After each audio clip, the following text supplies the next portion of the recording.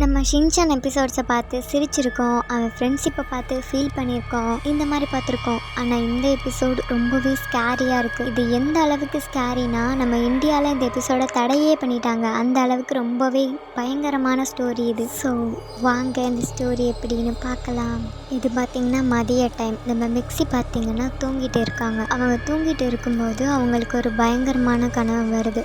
அந்த கனவில் ஒரு பொம்மை பயங்கரமாக அவங்கள பயமுறுத்திட்டு இருக்கு. இந்த சீனை பார்க்கும்போது நானும் இவங்கள மாதிரியே பயந்தேன்.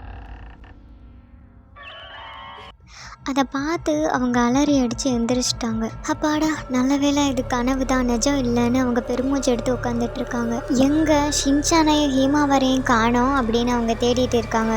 ஷின்சான், ஹீமாவாரி அப்படின்னு கத்திட்டு இருக்காங்க. ஆனால் ஒரு பதிலும் கிடைக்கல. அதனால இவங்க தேடி போகிறாங்க. பார்த்தா 2 பேரும் திருப்பி உட்காந்துட்டு இருக்காங்க. உங்களை தான் கூப்பிட்றேன். மிக்ஸி தூக்கி போட்டேன், இது என் ஃப்ரெண்டு கொடுத்த பொம்மை, இது நல்லா தானே இருக்குது, இதையும் தூக்கி போடுற அப்படின்னு சொல்கிறாரு. இல்லைங்க, இந்த பொம்மை வேணாம், நீங்கள் உங்கள் ஃப்ரெண்டுகிட்டே கொடுத்துருங்கன்னு சொல்கிறாங்க. ஷின்சானும் அம்மா பயப்படுறாங்களப்பா, அவங்க ஃப்ரெண்டுகிட்டே கொடுத்துருங்கன்னு சொல்கிறாரு. அட இது சாதாரண பொம்மை தான், இதுக்கெல்லாம் ஏன் பயப்படுறீங்கன்னு ஹாரி சொல்கிறாரு. ஹீமாவாரி ஹாரி கிட்ட போயிட்டு அந்த டாய் வேணும்னு கேட்குறா. நம்ம ஷின்சானும் மிக்ஸி அந்த பொம்மையை பார்த்து பயந்தாலும் ஹீமாவரி மட்டும் அந்த பொம்மையை தூக்கி கொஞ்சிட்டு இருக்கா. பார்த்தீங்களா, ஹீமாவரியும் பயப்படாம பொம்மையை வச்சு விளையாண்டுட்டு இருக்கான்னு ஹாரி சொல்றாரு. அவர் சொல்லிட்டு இருக்கும்போது ஹீமாவரிக்கு பின்னாடி இருந்து அந்த பொம்மை மண்டையை காமிச்சு மிக்ஸியை பயமுறுத்தி விடுது. அவங்களும் பயந்துட்டு இருக்காங்க.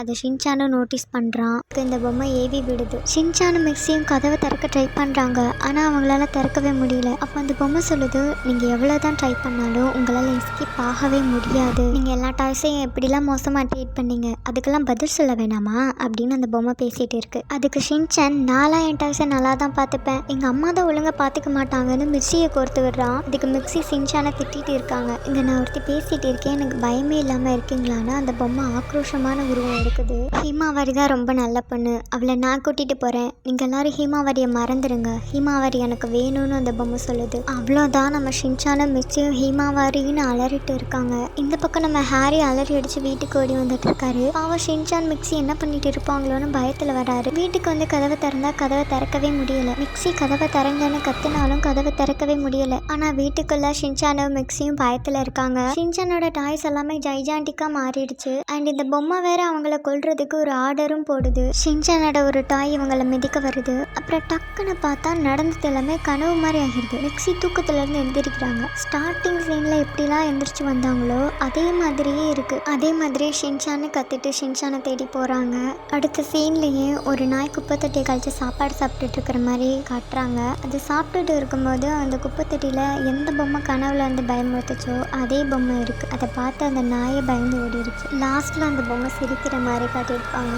இந்த சிரிப்போட அர்த்தம் என்னன்னா, நிஜமாலே அந்த பொம்மை மிக்ஸியும் ஷின்சானையும் பயமுறுத்திருக்கலாம். நமக்கு அதை காமிக்காமல் அந்த பொம்மையை குப்பைத்தொட்டியோடு வச்சு இந்த சீனை முடிச்சிருக்கலாம். இந்த ஸ்டோரியை பற்றி நீங்கள் என்ன நினைக்கிறீங்கன்னு கமெண்ட் பண்ணுங்கள். நெக்ஸ்ட் வீடியோவில் பார்க்கலாம். பாய்.